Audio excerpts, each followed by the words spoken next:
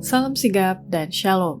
Renungan kita pada hari ini, Selasa 16 Agustus 2022, berjudul Pengakuan Menuntun kepada Keselamatan. Ayat intinya terdapat di dalam Roma 10 ayat 10. Karena dengan hati orang percaya dan dibenarkan, dan dengan mulut orang mengaku dan diselamatkan.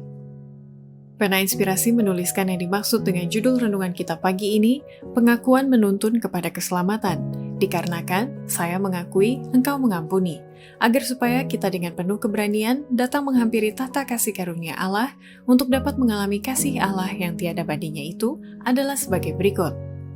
Pertama, alasan pengakuan menuntun kepada keselamatan karena hati yang telah disucikan, patuh, dan rendah hati menunjukkan pikiran dan roh Kristus yang sudah tinggal di dalam orang itu, sebagai bentuk pengakuan yang berhasil terhadap Kristus. Tidak seorang pun dapat mengakui Kristus dengan sesungguhnya di mata dunia, kecuali pikiran dan roh Kristus tinggal dalam dia. Tidak mungkin memberitahukan sesuatu yang tidak ada pada kita. Percakapan dan budi pekerti harus merupakan pengungkapan secara nyata dan kelihatan akan sifat-sifat baik dan kebenaran yang ada dalam hidup kita.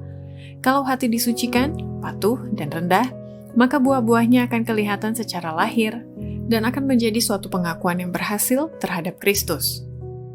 Kedua, alasan pengakuan menuntun kepada keselamatan, karena pengakuan itu sama dengan meniru teladan yang rendah hati itu. Kalau ada orang ingin bersaksi untuk kebenaran oleh pengaruh mereka, biarlah mereka hidup sesuai dengan pengakuan iman mereka, dan dengan demikian meniru teladan yang rendah hati itu.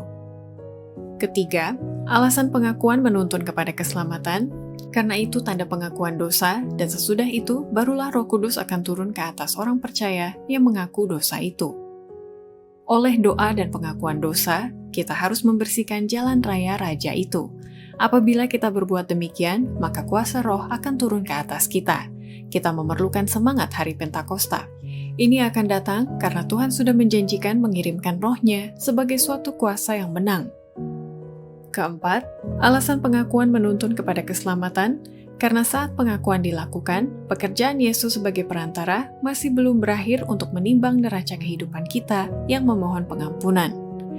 Engkau akan ditimbang pada neraca dan akan didapati dalam keadaan ringan. Anugerah sejahtera dan ampunan akan ditarik untuk selama-lamanya. Yesus akan melewati engkau, tiada akan pernah datang lagi begitu dekat sehingga dapat dijangkau oleh doa dan permohonanmu. Selagi rahmat menunggu, selagi juru selamat melakukan pekerjaan seorang pengantara, hendaklah kita melakukan pekerjaan yang saksama guna keselamatan kita.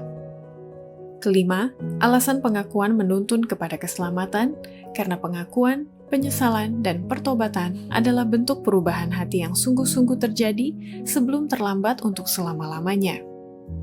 Bahwa harus ada suatu kebangunan yang menyeluruh di antara kita, harus ada pelayanan yang berubah, haruslah ada pengakuan, penyesalan, dan pertobatan. Banyak orang yang sedang mengkhotbahkan firman itu memerlukan rahmat Kristus yang mengubahkan di hati mereka. Mereka tidak boleh membiarkan apapun merintangi pekerjaan mereka yang sungguh-sungguh itu sebelum terlambat untuk selama-lamanya. Demikianlah renungan kita pada hari ini. Kiranya Tuhan memberkati kita semua.